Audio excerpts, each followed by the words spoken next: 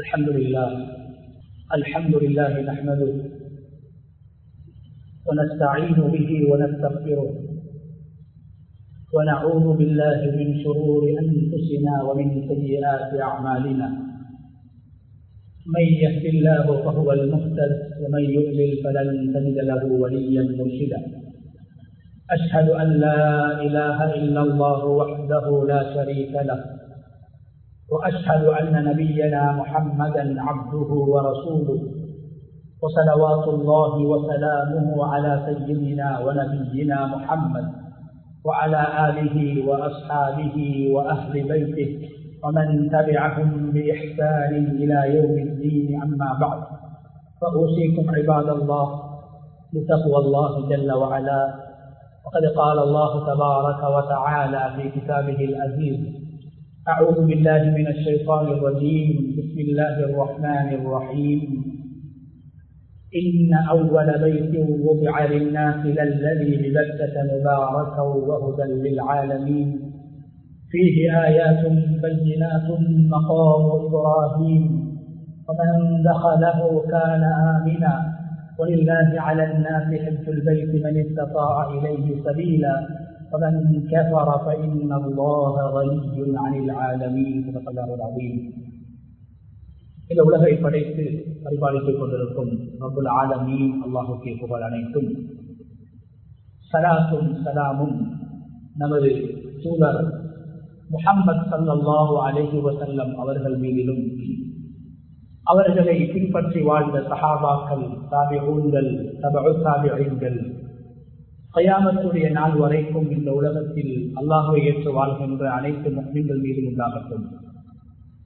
அன்பின் இஸ்லாமிய சகோதரர்களே, அல்லாஹ்வின் நல்லடியார்களே, இந்த உலகத்தில் வாழும் போது எல்லா நிலைகளிலும் அல்லாஹ் ஒருவனை மாத்திரம் பயந்து தக்வா செய்து கொள்ளுமாறு முதலில் எனக்கும் அப்பால் உங்களுக்கும் வசியத் செய்து கொள்கின்றேன். கண்ணியமான அல்லாஹ்வுடைய நல்லடியார்களே, அல்லாஹு தஆலா ரப்புல் இஸ்ஸத் இந்த உலகத்தில் அல்லாஹ் ஒருவன் இருக்கின்றான். இந்த உலகம் அந்த அல்லாஹ்வினால் படைக்கப்பட்டது. இந்த உலகத்துடைய படைப்பினங்கள் அவரின் மூலமாக படைக்கப்பட்டது. இந்த உலகத்தை படைத்த ஒருவன் இருக்கின்றான் என்பதை உலகத்துக்கு சொல்வதற்காக வேண்டி, இந்த உலகத்திலே ஞாபகமூட்டுவதற்காக வேண்டி, இந்த உலகத்திலே எடுத்து காட்டுவதற்காக வேண்டி அல்லாஹு தஆலா உலகத்தில் தன்னை ஏற்ற அடியார்களை, அல்லாஹ்வை ஏற்றுக்கொண்ட அல்லாஹுடைய அடியார்களை அல்லாஹ் உலகத்திலே படைத்து வைத்திருக்கின்றான்.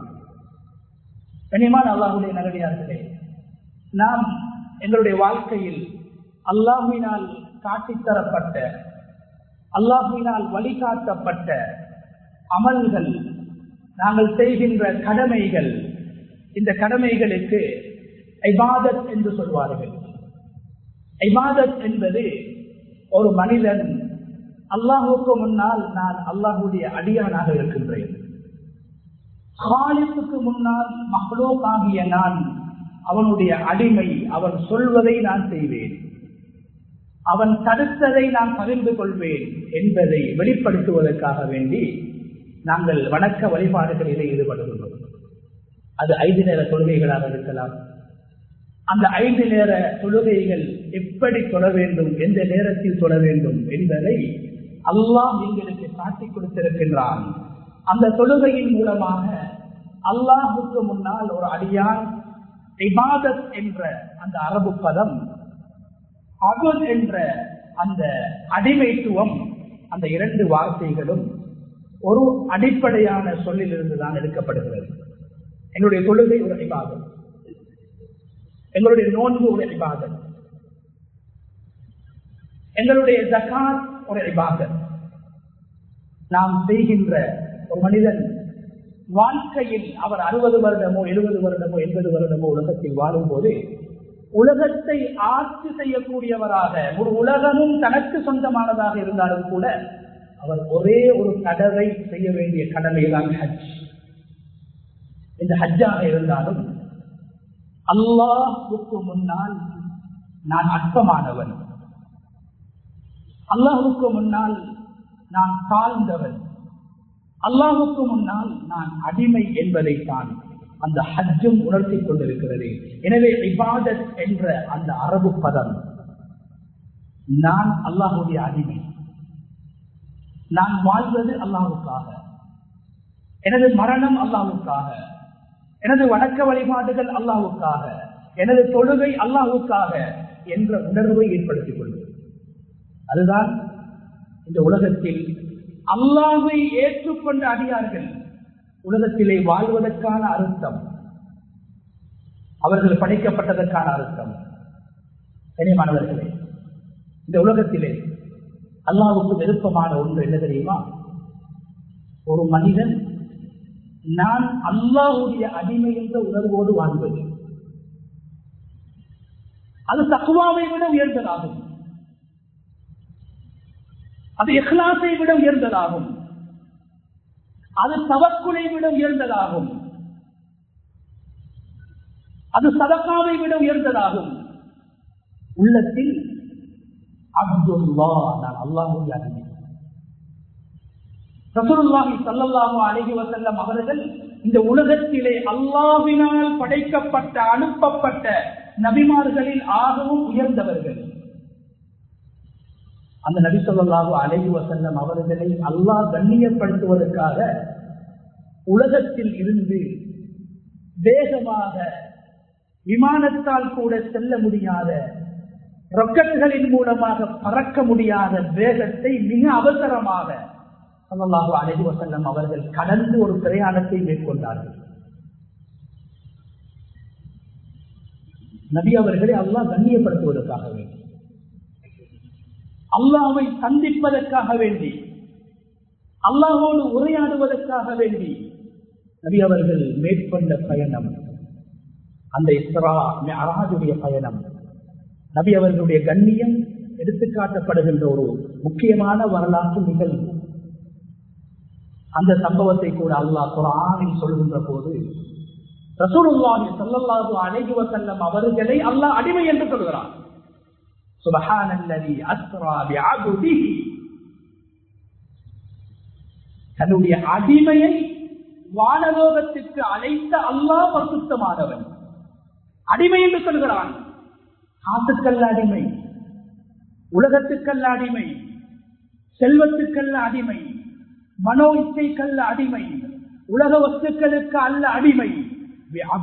அவர் என்னுடைய அடிமை என்று அல்லாஹ் சொல்கிறார். அது இழிவல்ல, கேவலம் அல்ல. உலகத்திலே ஒரு மனிதன் பெறுகின்ற அந்தஸ்துக்களில் மிக உயர்ந்த அல்-உபூதிய்யா என்ற அடிமைத்துவத்தை சொல்லி முஹம்மது ஸல்லல்லாஹு அலைஹி வஸல்லம் அவர்கள் என்னுடைய அடிமை என்று அல்லாஹ் வர்ணிக்கின்றார். நபி நூஹ் அலைஹிஸ்ஸலாம் இந்த உலகத்துக்கு அனுப்பப்பட்ட முதலாவது ரசூல்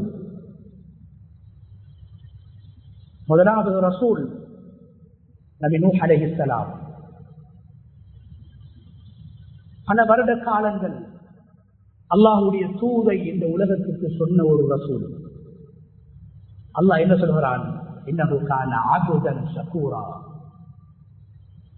நூஹ் அல்லாஹ்வுக்கு நன்றி செலுத்துகின்ற அடிமை. ஈசா அலைஹிஸ்ஸலாம் ரசூலுல்லாஹி ஸல்லல்லாஹு அலைஹி வஸல்லம் அவர்கள் இந்த உலகத்துக்கு ரசூலாக, நபியாக அனுப்பப்படுவதற்கு முன்னால் கடைசியாக இந்த உலகத்துக்கு வேதம் கொடுக்கப்பட்ட ஒரு நபியாக அனுப்பப்பட்டவர்கள் தான் நபி ஈசா அலைஹிஸ்ஸலாம்.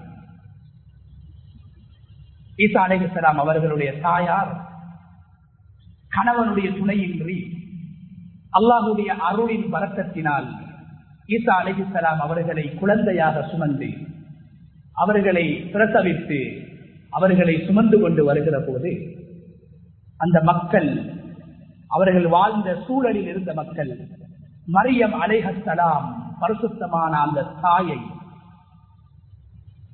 துர்நடத்தை உள்ள பெண் என்று, மோசமான பெண் என்று சொன்ன போது, தீய பெண் என்று வர்ணித்த நேரத்திலே, ஊர் குறை சொன்ன நேரத்தில், கை குழந்தையாக இருந்த அன்று பிறந்த அந்த குழந்தையை அல்லாஹ் பேச வைக்கின்றான்.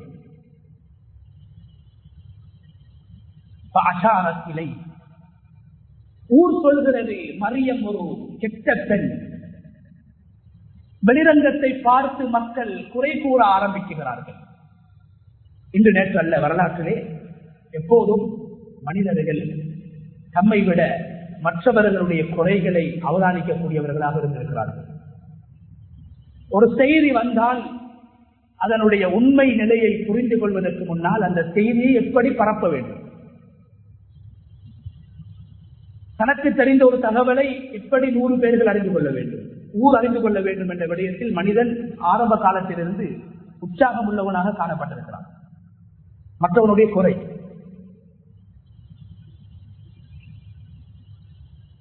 ஊர் பேசுகிறது.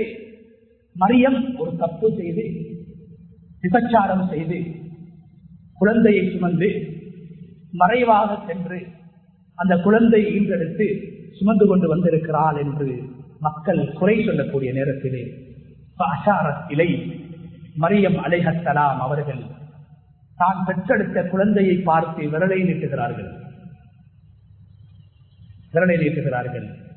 அல்லாஹ் அந்த குழந்தையை பேச வைக்கின்றான். என்ன பேசினார்கள் ஈசா அலைஹிஸ்ஸலாம்? அப்போது நபியாக இருக்கவில்லை, சாதாரண ஒரு குழந்தையாகத்தான் இருந்தார்கள். என்ன சொன்னார்கள்? கால இன்னி அபுதுல்லாஹ், நான் அல்லாஹ்வுடைய அடிமை. குழந்தை சொல்கிறது.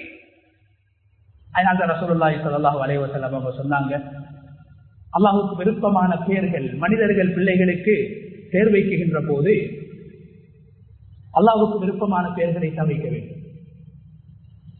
அர்த்தமுள்ள பெயர்களை ஒரு குழந்தைக்கு ஒரு தகப்பன் கல்வியை கொடுப்பது எப்படி கடமையோ, எப்படி அமானிதமோ, பிள்ளைக்கு ஒழுக்கத்தை சொல்லிக் கொடுப்பது எப்படி அமானிதமோ கடமையோ, பிள்ளையுடைய தேவைகளை பூர்த்தி செய்வது ஒரு தகப்பனுடைய கடமையோ, அது போன்றுதான் ஒரு பிள்ளைக்கு நல்ல பெயரை வைப்பது.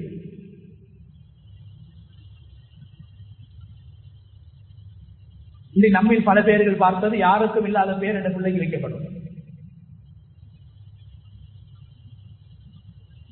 யாருக்கும் இல்லாத பெயர் தன்னுடைய பிள்ளைக்கு வைக்கப்பட வேண்டும் என்று இருந்திருந்தால் ரசூலுல்லாஹி ஸல்லல்லாஹு அலைஹி வஸல்லம் அவர்கள் தனது குழந்தைக்கு இப்ராஹிம் என்று பெயர் வைத்திருக்க மாட்டார்கள். இப்ராஹிம் என்று பெயர் வைத்தார்கள் ரசூலுல்லாஹி ஸல்லல்லாஹு அலைஹி வஸல்லம். இன்னும் ஒரு குழந்தைக்கு அப்துல்லா என்று பெயர் வைத்தார்கள். ஈசா அலைஹிஸ்ஸலாம் முதலாவது உலகத்தில் தனது நாவினால் கூறிய வார்த்தை கால இன்னி அபுதுல்லாஹ், நான் அல்லாஹ்வுடைய அடிமை. ஆதானியல் கிதாப வஜஅலனி நபியா, குழந்தை பேசுகிறது. ஒரு நாள் வரும், அந்த நாளில் அல்லாஹ் இன்ஜீல் என்ற வேதத்தை அல்லாஹ் எனக்கு தந்து நபியாக மாற்றுவான். எதிர்கால விடயங்களை அல்லாஹ் பேச வைக்கின்றான். அந்த நேரத்தில் கண்ணியமானவர்களே, ஈசா அலைஹிஸ்ஸலாம் அவர்கள் சொன்ன வார்த்தை, ஈசா அலைஹிஸ்ஸலாம் அவர்களுக்கு அவருடைய தாய் வைத்த பெயர் ஈசா, ஆனா அவருடைய வாயினால் அவர்கள் சொன்னது அப்துல்லாஹ், நான் அல்லாஹ்வுடைய அடிமை. ரசூலுல்லாஹ் சொன்னாங்க, அல்லாஹ்வுக்கு மிக விருப்பமான பெயர்களில் ஒன்றுதான் அப்துல்லாஹ் என்ற பெயர். ஏன்? அல்லாஹ்வுடைய அடிமை. கண்ணியமான அல்லாஹ்வுடைய நல்லடியார்களே, எனவே பொதுவாக எல்லா இபாதத்துக்களும் ஒரு மனிதனை நான் அல்லாஹ்வுடைய அடிமை என்ற உணர்வை ஏற்படுத்தக்கூடியதாக இருக்கிறது. மனிதனுடைய உள்ளத்தில் நான் அல்லாஹ்வுடைய அடிமை என்பதை உணர்த்தக்கூடியதாக இருக்கிறது.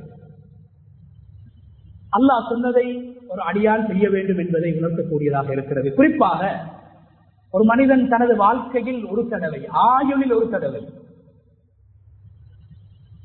செல்வத்தோடும் உடல் ஆரோக்கியத்தோடும் வாழ்கின்ற மனிதன்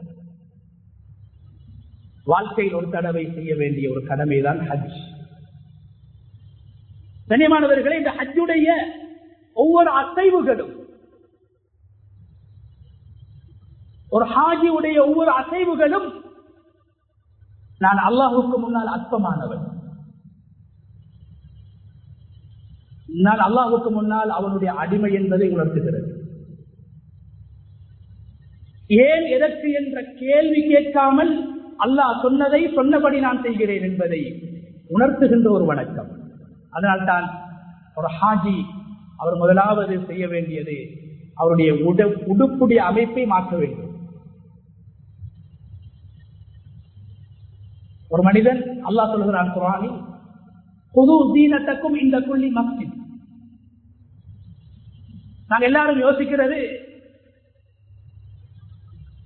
ஒரு ஃபங்க்ஷன், ஒரு நிகழ்ச்சிக்கு போகக்கூடிய நேரத்தில் இருக்கிற உடுப்புல நல்ல உடுப்பு உடுத்துக்கொண்டு போகும், எல்லாருக்கும் விருப்பம்.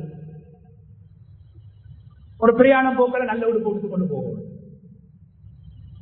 கல்யாண வீட்டுக்கு இருக்கிறது நல்ல உடுப்பு உடுத்துக்கொண்டு போகணும். அல்லாஹ் சொல்றான், மனிதனே குது ஸீனத்தக்கும் இந்த குல்லி மஸ்ஜித்.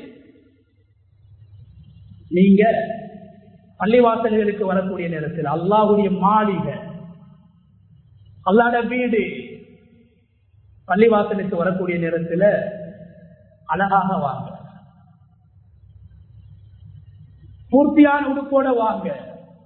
முந்தைய ஒரு காலம் இருந்துச்சு, எங்களோட முன்னோர்கள், யாரையும் நான் குறையாக பேசல, பள்ளிவாசலுக்கு வாரதாக இருந்தா அழகான சுத்தமான வெள்ளை நிற ஆடைகள் அணிந்து கொண்டுதான் வருவார்கள். குர்ஆன் காட்டுகின்ற வழிகாட்டல் முன்னோர்களுடைய பழக்கம் மாத்திரம் கிடையாது. இருக்கிற உடுப்புல நல்ல உடுப்பு கொடுத்து கொள்வாங்க.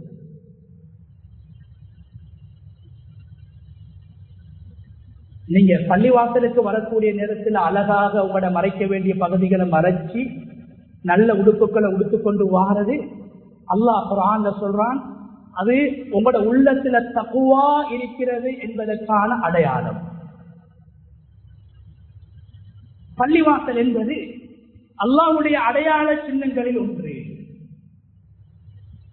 பள்ளியுடைய மிஹ்ராப், பள்ளியுடைய மனாரா, பள்ளியுடைய கிப்லா, பள்ளியுடைய மிம்பர், இது எல்லாமே அல்லாஹ்வுடைய அடையாள சின்னங்கள். அல்லாஹ்வுக்காக வேண்டி ஹாஜர் அம்மையார் அவர்கள் கணவன் விட்டு போய்விட்டார், அல்லாஹ்வுடைய கட்டளை. குழந்தை பசியோடு அழுகிறது, தாகத்தோடு அழுகிறது. அழுகின்ற போது தண்ணீரை தேடி ஓடிய இடம், சொல்லுவதற்காக ஓடல்ல, அந்த நேரத்தில் அந்த இடம் மக்களால் தரிசிக்கப்படக்கூடிய இடமாக கூட இருக்கல்ல. இருந்தது தானும் தன்னுடைய குழந்தையும். அல்லாஹ்வின் கட்டளையை மதித்து கணவர் என்னையும் எனது குழந்தையை விட்டுவிட்டு போய்விட்டார், குழந்தை பசியோடு அழுகிறது. தண்ணீரை தேடி ஓடிய இடத்தை கியாமத்துடைய நாள் வரைக்கும் அல்லாஹ் 24 மணித்தியாலங்களும் ஓடக்கூடிய இடமாக ஆக்கிவிட்டார். ஓடியது ஒரு பெண். அந்த இடத்தில் நபி அவர்கள் சொன்னாங்க, பெண்கள் நடக்க வேண்டும், ஆண்கள் தான் ஓட வேண்டும். ஒரு பெண்ணுக்காக உலகத்தில் வாழ்கின்ற செல்வந்தர்களை அல்லாஹ் ஓட வைக்கிறார். நோயாளிகளும் ஓட வேண்டும், முடியுமான அளவு ஓட வேண்டும். குழந்தைகளும் ஓடுகிறார்கள், சென்றவர்களுக்கு தெரியும். ஏன்? அல்லாஹ்வின் அழைப்பை ஏற்று அல்லாஹ்வை கண்ணியப்படுத்திய கணவனை மதிப்பதற்காக வேண்டி, பொறுமையோடு தாகத்தை தீர்த்துக் கொள்வதற்காக ஒரு பெண் ஓடுகிறாள்.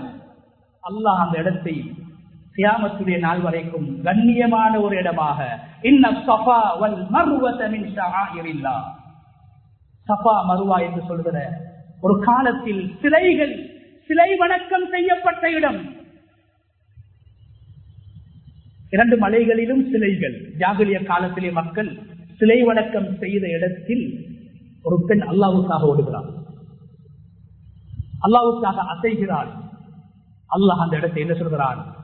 மின் ஷஆயிரில்லாஹ், என்னுடைய அடையாளங்களில் ஒரு இடம்.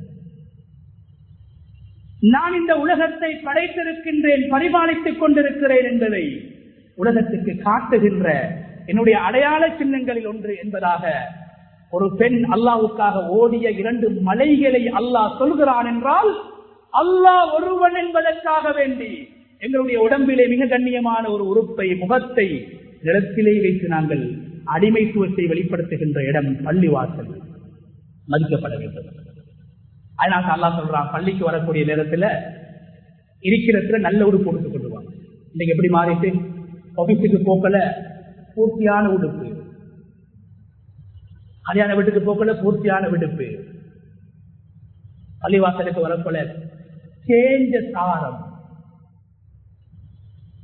பல நாட்களாக கழுவப்படாத தொப்பி. அல்லாஹ் சொல்றான், இல்ல நீங்க பள்ளிவாசலை மதிக்கிறதாக இருந்தா தொழுகைக்காக வருகின்ற போது நல்ல உடுப்புகளை உடுத்து கொண்டு வாங்க, அது தக்வாவுடைய அடையாளம்.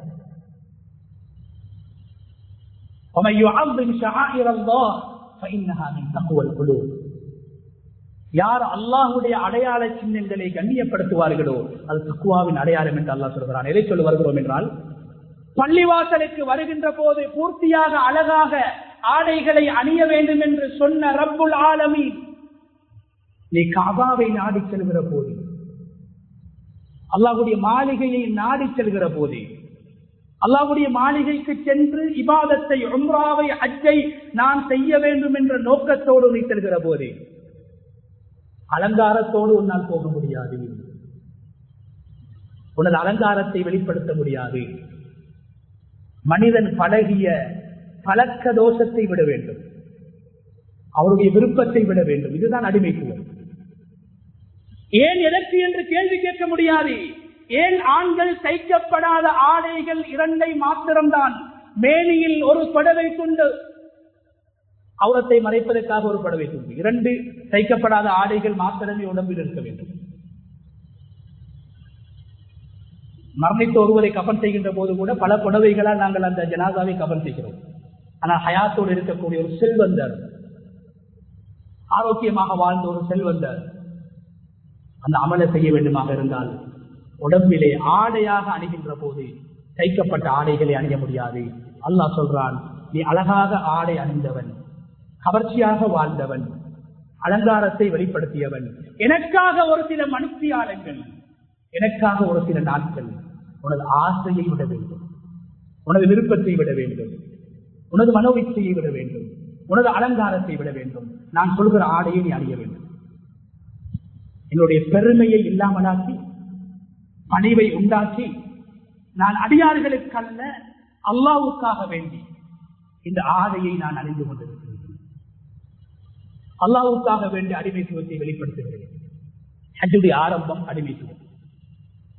இனிமான அல்லாஹ்வுடைய நல்லடியார்களே, அதே நேரத்திலே நபி இப்ராஹிம் அலைஹிஸ்ஸலாம் அவர்கள் அல்லாஹ் குர்ஆன்ல வர்ணிக்கக்கூடிய நேரத்தில் அல்லாஹ் என்ன சொல்றான், ஹஜ் என்று சொன்னாலே நபி இப்ராஹிம் அலைஹிஸ்ஸலாத்து வஸ்ஸலாம் அவர்களுடைய வாழ்க்கையில் நடைபெற்ற முக்கியமான நிகழ்வுகள், முக்கியமான விடயங்கள், அதை ஞாபகப்படுத்துவதற்காகத்தான் அல்லாஹ் வருடம் ஹஜ் செய்வதை அல்லாஹ் கடமையாக விதியாக ஆக்கியிருக்கிறான்.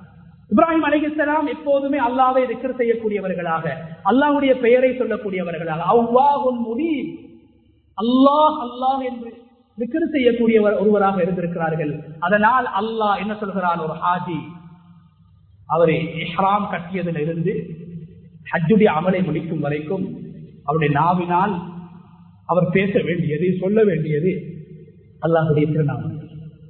காபத்துல்லாவை காண்கின்ற போதும் அல்லாஹு அக்பர், தவாப் செய்கின்ற போதும் அல்லாஹு அக்பர், ஹஜருல் அஸ்வதை முத்தமிடுகின்ற போது அல்லது சைக்கினை செய்கின்ற போதும் அல்லாஹு அக்பர், சஃபா மர்வாவில் ஓடுகின்ற போதும் அல்லாஹ்வை திக்ர் செய்ய வேண்டும்.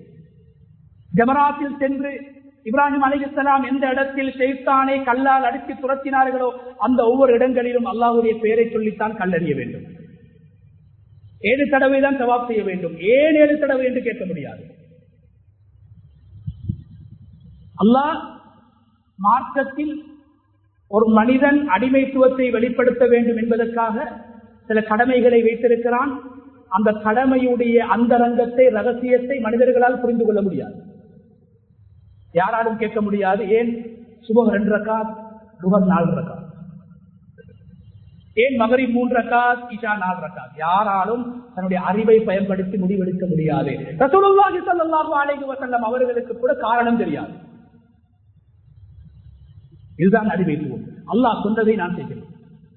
எல்லா விடயங்களிலும் மனிதனுடைய அறிவை பயன்படுத்தி ஒரு முடிவை காண முடியுமாக இருந்தால் காலிக்குக்கும் மக்லூக்குக்கும் இடையிலே வித்தியாசம் இருக்க மாட்டாது. சில விடயங்களை அல்லாஹ் தன்னோடு மாத்திரம் வைத்திருக்கிறான். அதனால் ஒரு ஹாஜிக்கு கேட்கலாம், ஏன் 7 தடவை தவாப் செய்யணும், 10 தடவை செய்யலாமே, ஏன் 7 தடவை கல்லெறியணும், 50 தடவை எரியலாமே, ஏன் 7 தடவை சஃபா மர்வால ஓடணும், 30 தடவை ஓடலாமே என்று கேட்க முடியாது. அல்லாஹ் சொன்னதை ரசூலுல்லாஹ் காட்டி தந்தார்கள், அதை நான் செய்ய வேண்டும். அப்போதுதான் அப்துல்லாஹ், நான் அல்லாஹ்வுடைய அடிமை. எல்லா விடயங்களிலும் அறிவை பகுத்தறிவால் எல்லா விடயங்களையும் விளங்குவதாக இருந்தால் அல்லாஹ்வுக்கும் அடியானுக்கும் வித்தியாசம் கிடையாது. சில விடயங்களுடைய ஞானங்களை, நுட்பங்களை, அந்தரங்கங்களை, ரகசியங்களை, ஹிக்மத்துக்களை இறைவன் மறைத்து தனக்கு மாத்திரம் சொந்தமானதாக ஆக்கி வைத்திருக்கிறார். கண்ணியமான அல்லாஹ்வுடைய நல்லடியார்களே, அந்த அடிப்படையிலே நபி இப்ராஹிம் அலைஹிஸ்ஸலாத்து வஸ்ஸலாம் அவர்கள் தன்னை அல்லாஹ்வுடைய ஒரு அடிமையாக அடையாளப்படுத்திய விடயங்களை தான் அல்லாஹ் ஹஜ் என்ற கடமையின் மூலமாக எங்களுக்கு சொல்லித் தருகிறார்.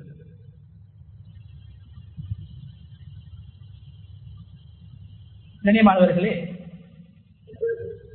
அல்லாஹு தஆலா நபி இப்ராஹிம் அலைஹிஸ்ஸலாம் அவர்களுக்கு வயது பவ்வஅனா லிஇப்ராஹிம மக்கானல் பைத், ஒரு ஹாஜி நாடி செல்லக்கூடிய இடம் அல்லாஹ்வுடைய மாளிகை கஅபத்துல்லாஹ். அந்த இடத்தில் அல்லாஹ்வுடைய மாளிகை கட்டப்பட்டது. அல்லாஹ் என்ன சொல்றான், எந்த இடத்தில் கட்டப்பட வேண்டும் என்பதை இப்ராஹிமுக்கு நாங்க தான் சொல்லிக் கொடுத்தோம். அல்லாஹ் சொல்றான் இப்ராஹிம் அலைஹிஸ்ஸலாத்தை பார்த்து, கஅபத்துல்லாஹ்வை கட்டுங்க. இப்ராஹிம் அலைஹிஸ்ஸலாம் கேட்கல.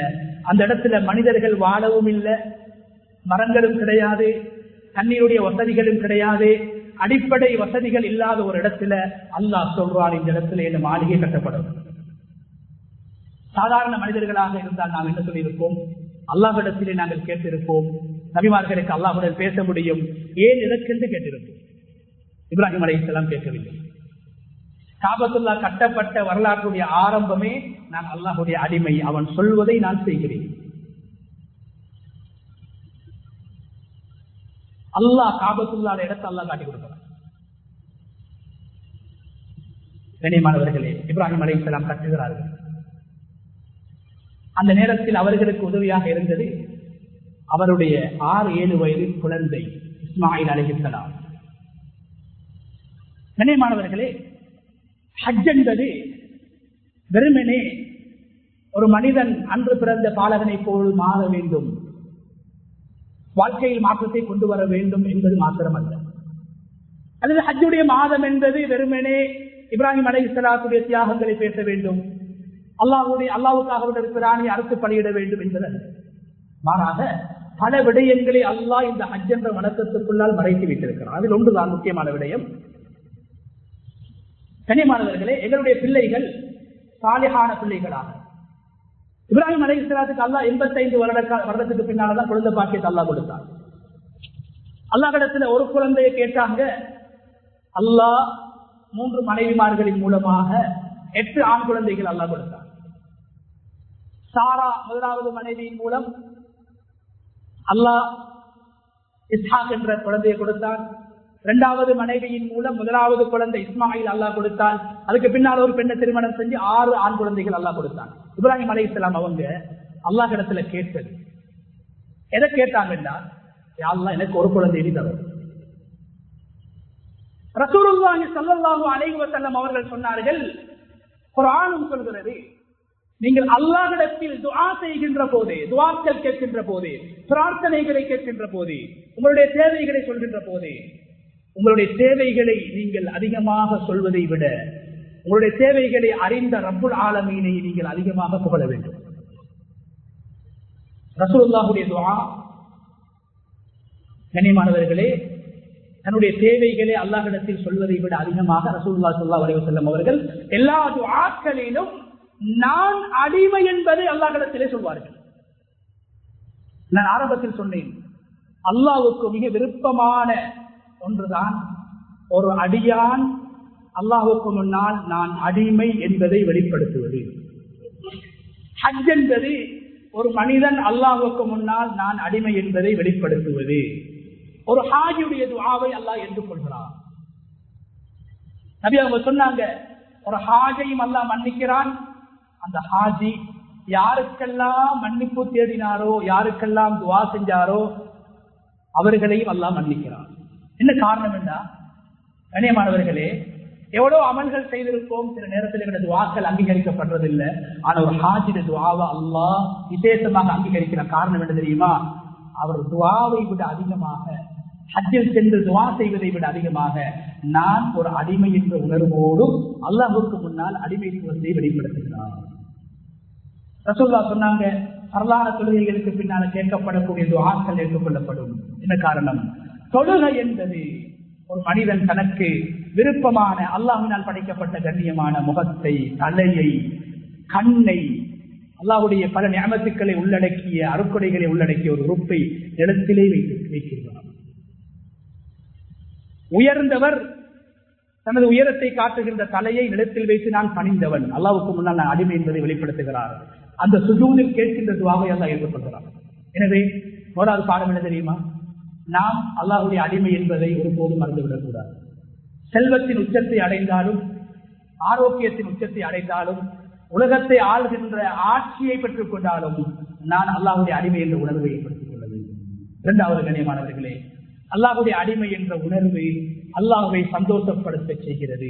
எங்களுடைய துஆக்கள் அங்கீகரிக்கப்படுவதற்கு அது காரணமாக அமைகிறது. அதனால கண்ணியமான அல்லாஹ்வுடைய நல்லடியார்களே, காபத்துல்லாவை கட்டுகின்ற போது இப்ராஹிம் அலைஹிஸ்ஸலாம் நான் அல்லாஹ்வுடைய அடிமை என்று மௌனமாக அல்லாஹ் சொல்வதை செய்தார்கள். எந்தெந்த இடத்திலெல்லாம் அல்லாஹ் எதை சொன்னானோ அதையெல்லாம் செய்தார்கள். செய்ததற்கு பின்னால் இப்ராஹிம் அலைஹிஸ்ஸலாம் அவர்கள் அல்லாஹ்விடத்தில் கேட்டது துஆ மாத்திரம் தான். நபிமார்களுடைய துஆக்கள் அல்லாஹ் பேசுறான். அந்த துஆக்கள்ல 70% துஆக்கள் இப்ராஹிம் அலைஹிஸ்ஸலாம் கேட்ட துஆக்கள். ரசூலுல்லாஹி ஸல்லல்லாஹு அலைஹி வஸல்லம் அவர்கள் பல துஆக்களை ஓதி இருக்கிறார்கள். அந்த துஆக்களில் 90% துஆக்கள் இப்ராஹிம் அலைஹிஸ்ஸலாம் கேட்ட துஆக்கள். அதில் ஒன்றுதான் கண்ணியமான அல்லாஹ்வுடைய நல்லடியார்களே, தொழுகையில கூட நாங்க தக்பீர் கட்டினத்துக்கு பின்னால கட்டாயம் ஓத வேண்டிய சூரத்துல் ஃபாத்திஹாவுக்கு முன்னால ரசூலுல்லாஹி ஸல்லல்லாஹு அலைஹி வஸல்லம் அவங்க குர்ஆன்ல அல்லாஹ் நபி அவர்களுக்கு சொல்லிக் கொடுத்த ஒரு துஆ, அடிமைத்துவத்தை வெளிப்படுத்துகின்ற அழகான வார்த்தை. குர்ஆன்ல அல்லாஹ் சொல்றான், இது உங்களோட வாப்பா, உங்களோட தந்தை இப்ராஹிம் அலைஹிஸ்ஸலாம் ஓதின வார்த்தைகள்.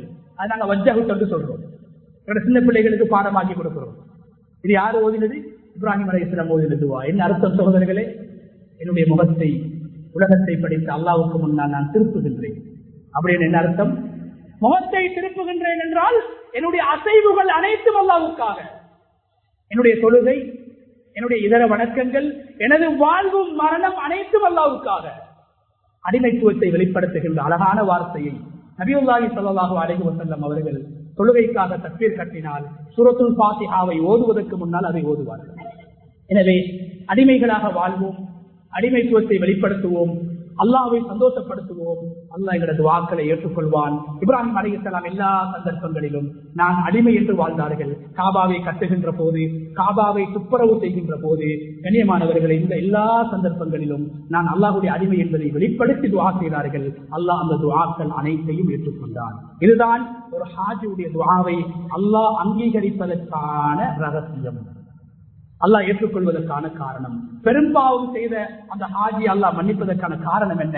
அவருடைய ஆரம்பம் இஹ்ராம் வணக்கம், ஹஜ்ஜுடைய கடைசி வணக்கம், அந்த தவாஃபுடைய அந்த வணக்கம் வரைக்கும் அவர் நான் அல்லாஹ்வுக்கு முன்னால் அடிமை, நான் வாசம் பூசக்கூடியவன், வாசத்தை விட்டு விடுகிறேன், முடிகளை வெட்டி அழகாக வாழ்ந்தவன், ஒரு சில நாட்கள் ஒரு முடியை கூட களையாமல் வாழ்கின்றேன், நகத்தை வெட்ட வேண்டும் என்று இஸ்லாம் சொன்னது, அல்லாஹ்வுக்காக இந்த 5-6 நாட்கள் நகத்தை வெட்டாமல் இருக்கின்றேன், ஹலாலான மனைவியோடு ஹலாலான முறையில் ஆசைகளை தீர்த்துக் கொள்வதற்கு இஸ்லாம் அனுமதி தந்திருக்கிறது.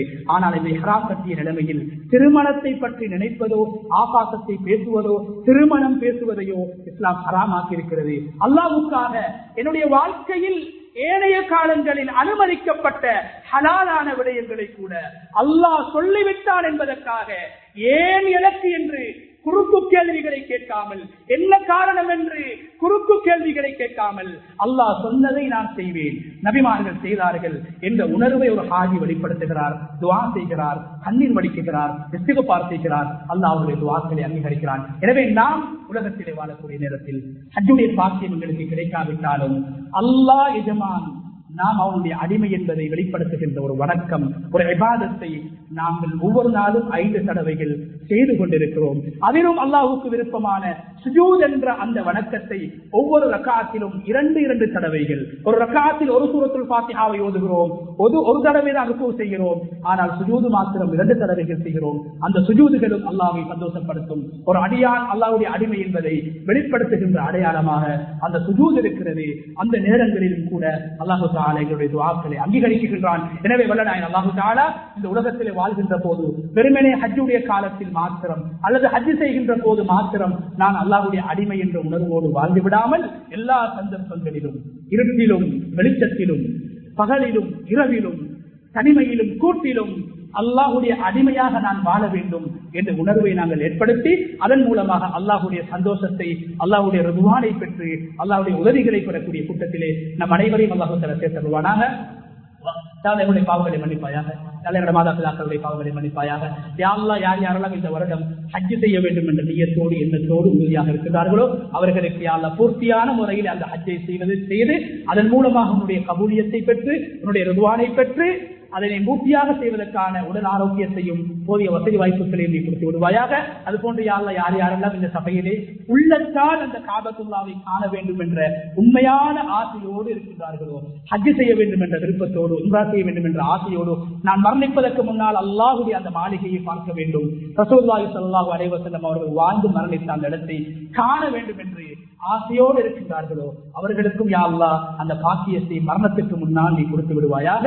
யா அல்லாஹ், நபி இப்ராஹிம் அலைஹிஸ்ஸலாத்து வஸலாம் அவர்கள் எந்தெந்த இடங்களில் எல்லாம் துஆக்களை செய்தார்களோ அந்த இடங்களில் அவர்கள் கேட்ட துஆக்களில் எங்களுக்கும் ஒரு பங்கை நீ தந்தருவாயாக. வஆஹிரு தஅவானா அல்ஹம்துலில்லாஹி ரப்பில் ஆலமீன்.